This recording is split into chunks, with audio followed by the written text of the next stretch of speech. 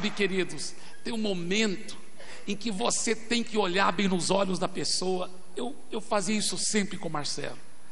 Fala, você vai ser um grande homem de Deus, você vai ser muito usado por Deus. Você tem que, esse é o vinho e o óleo, porque o óleo é a palavra ungida. O vinho fala de alegria que vem através dos relacionamentos que o Espírito Santo produz. E esse bom samaritano, ele colocou óleo e vinho nas feridas. Depois, olha o que a Bíblia diz: depois de colocar óleo e vinho, ele colocou sobre o seu próprio animal. Diga, próprio animal. Isso fala de você abrir mão dos seus recursos, de você sacrificar, de você se doar, se você se dar. Aí ele fala assim: levou para a sua casa, levou para aonde? Para a hospedagem, hospedaria. Você sabia que naquela época não tinha hospitais em Israel? A coisa que mais aproximava o hospital era a hospedaria. Quando a pessoa era muito doente, muitas vezes eles internavam ela numa hospedaria, para ela ter tratamento 24 horas por dia, para alguém poder ficar cuidando dela. Então ele levou para o hospital. Lembra-se que a célula e a igreja são simbólicos de um hospital. Depois que você ministra que essa palavra de fé, que a pessoa reconcilia com Jesus, depois que você coloca óleo e vinho nela, para continuar cuidando das feridas dela, você tem que levá-la para a célula. Tem que levá-la para a célula. Fala para o seu vizinho: leva os soldados feridos para a célula. E olha que a Bíblia fala: levou-o para uma hospedaria e tratou dele. Diga, tratou dele. Sabe, queridos, eu lembro uma vez que aconteceu um incidente interessante lá em Santarém. Um irmão, Rony, era um líder de célula, relativamente novo convertido, líder de célula. Ele era um microempresário e só tinha uma motinha. E ele estava andando na motinha dele um domingo de manhã, e ele viu um senhor dormindo ainda, de ressaca, bêbado, na sarjeta. Metade do corpo dele estava na sarjeta e metade na calçada. Ele pegando todo aquele esgoto, aquela lama. E ele viu que tinha muitas pessoas indo para a feira e para a missa, e as pessoas faziam literalmente assim, ó, e rodeavam ele assim. Outros rodeavam, passavam de largo do outro lado, e alguns até iam por cima dele assim. E o Rony estava na motinha dele, ele não conhecia aquele homem, mas aquilo incomodou. Ele pensou: não, alguém tem que ajudar esse homem. Então finalmente ele desceu da moto, parou um táxi. O homem ainda estava dormindo. Ele falou para o taxista: me ajuda a colocar esse homem aqui no banco de trás. O taxista falou: não, está cheio de esgoto aí, de lama, vai sujar meu táxi. O Rony falou assim: eu pago mais. Aí o taxista falou: tudo bem, se pagar mais. Aí colocaram no banco de trás. O homem ainda estava dormindo. Aí o Rony falou para o taxista: vai me seguindo. O homem estava dormindo no táxi. Quando ele acordou dentro do táxi, bateu no ombro do taxista e falou: onde você está me levando? O taxista falou assim: eu não sei. Ele falou assim: como que não sabe? Não, tô seguindo aquele cara que está na moto. Aí ele que falou que é para seguir. E quem é ele? Também não sei. Aí o Rony leva para a casa dele, para lá, paga o taxista, pega o homem, leva ele para dentro da casa dele, pega uma toalha, uma roupa boa, e dá a roupa para o homem. Fala assim: essa roupa é de presente para o senhor. Lá está o chuveiro, o senhor vai tomar um bom banho e colocar essa roupa. Enquanto o homem estava tomando banho, o Rony colocou a mesa, pôs a mesa, uma boa refeição. O homem sai do banho e agora vai almoçar. Enquanto ele está almoçando, o Rony falou de Jesus para ele. Agora escuta bem, não foi o Rony que me contou essa história, não. Sabe como que eu soube dessa história? Porque o Rony depois ficou crescendo nas células, hoje é um grande pastor. Mas sabe como que eu soube dessa história? Porque eu faço supervisão das células. Eu pego a célula de surpresa.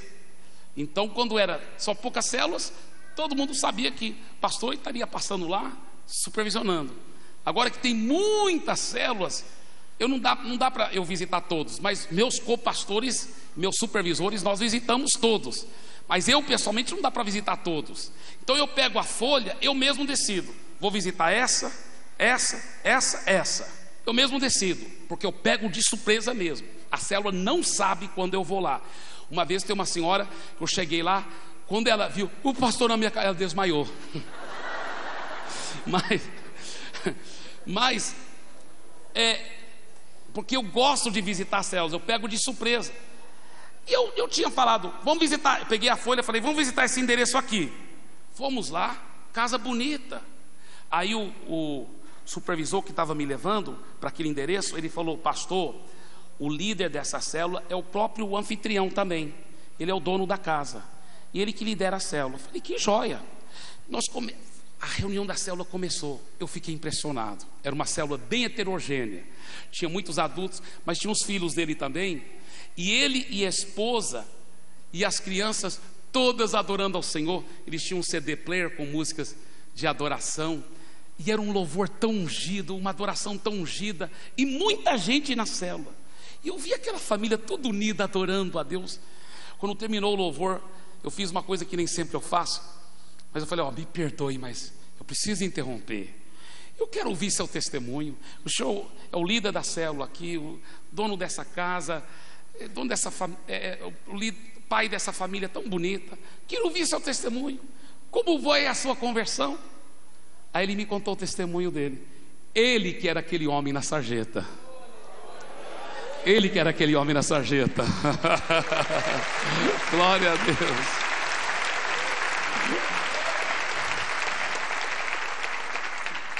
Agora, talvez aqui debaixo do som da minha voz, antes de eu encerrar, deixa eu só fazer uma pergunta. Talvez tenha alguém aqui que você diz, pastor, antes de eu restaurar os outros, eu tenho que ser restaurado. Eu sinto que eu estou um pouco ferido por dentro. Eu vi uma história de uma mulher que ela foi limpar a gaiola, porque ela tinha um passarinho que cantava muito bonito, muito bonito. E ela foi limpar a gaiola com aspirador. Deve ter sido loira, né?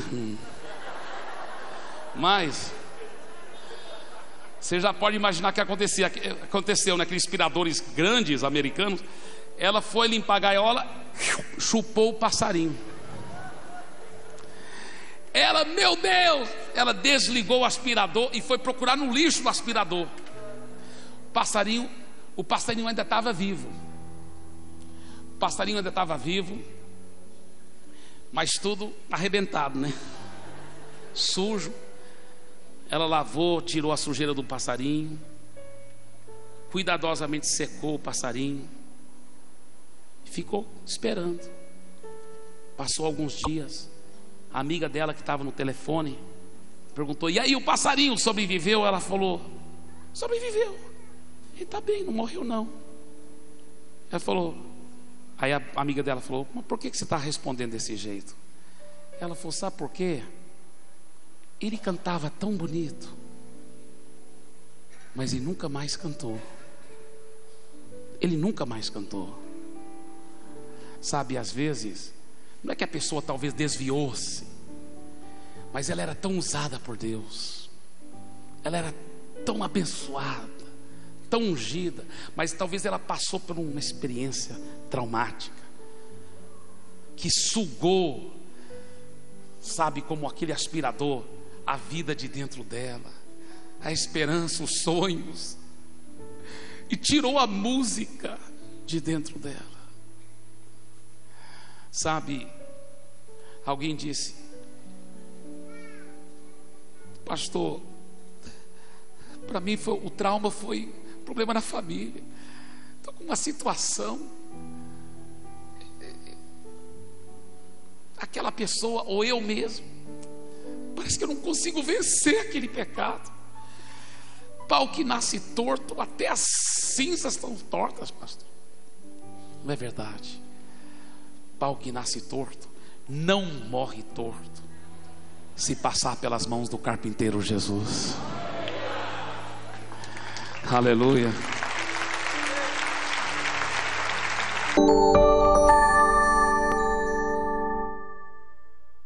PDT que